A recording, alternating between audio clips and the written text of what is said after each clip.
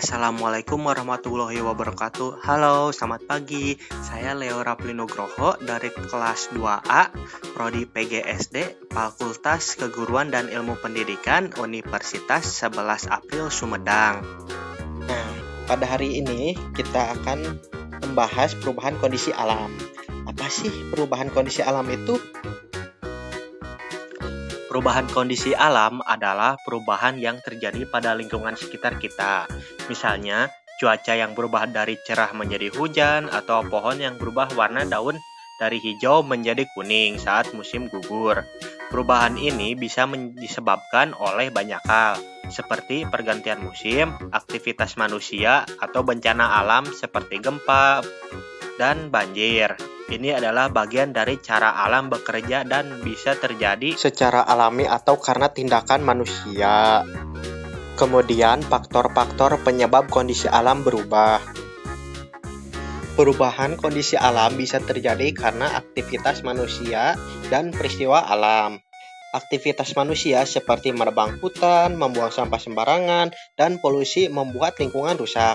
Sementara itu, peristiwa alam seperti gempa bumi, letusan gunung Merapi, tsunami, dan perubahan cuaca juga bisa mengubah alam. Jadi, keduanya berperan dalam mengubah kondisi alam. Nah, beberapa contoh perubahan kondisi alam akibat alam itu sendiri. Yang pertama yaitu gunung meletus. Kejadian di mana gunung melepaskan gas, abu, dan material lain secara tiba-tiba, seringkali disertai letusan magma. Sangat mengerikan, bukan? Kemudian, tornado. Tornado adalah badai angin yang sangat kencang dan berputar-putar. Angin ini bisa membuat pusaran yang sangat besar di udara. Tornado bisa merusak rumah, pohon, dan segala yang ada di dekatnya.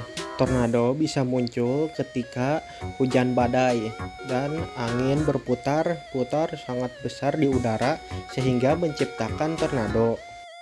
Selanjutnya, gempa bumi. Gempa bumi terjadi ketika ada getaran kuat di bawah bumi. Bumi tiba-tiba bergerak atau berguncang dan ini bisa membuat rumah dan gedung goyang atau bahkan roboh.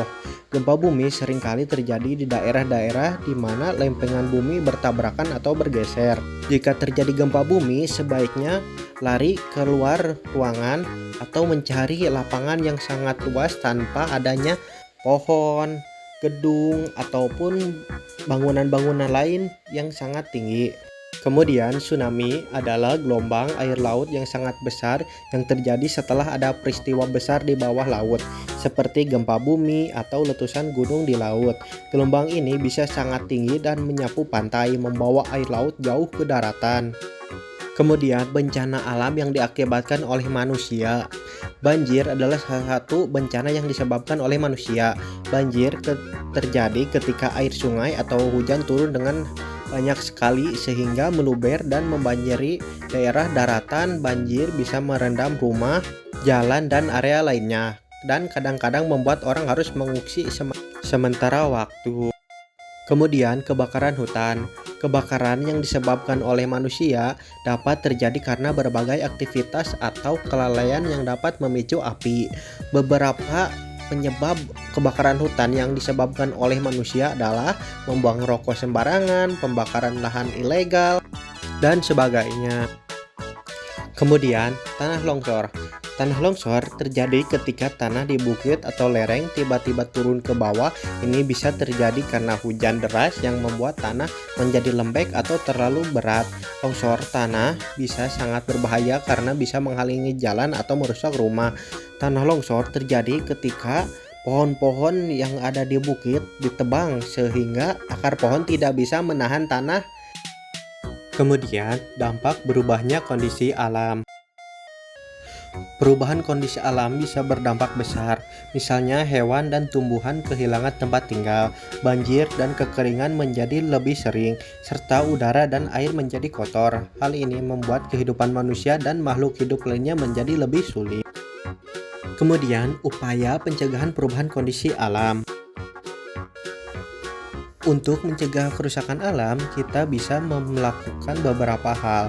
Pertama, menanam pohon untuk menggantikan hutan yang ditebang. Kedua, mengurangi penggunaan plastik dan mendaur ulang sampah. Ketiga, menggunakan transportasi ramah lingkungan seperti bersepeda atau berjalan kaki.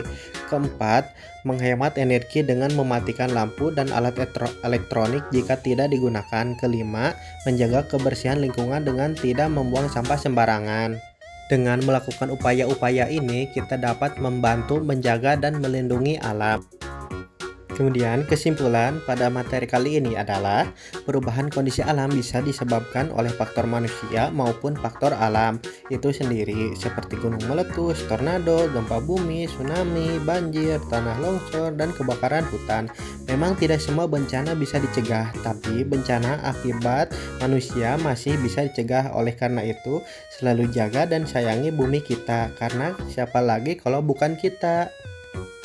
Nah, materi hari ini sudah selesai. Terima kasih sudah mendengarkan dan mohon maaf bila masih banyak kekurangan. Wassalamualaikum warahmatullahi wabarakatuh.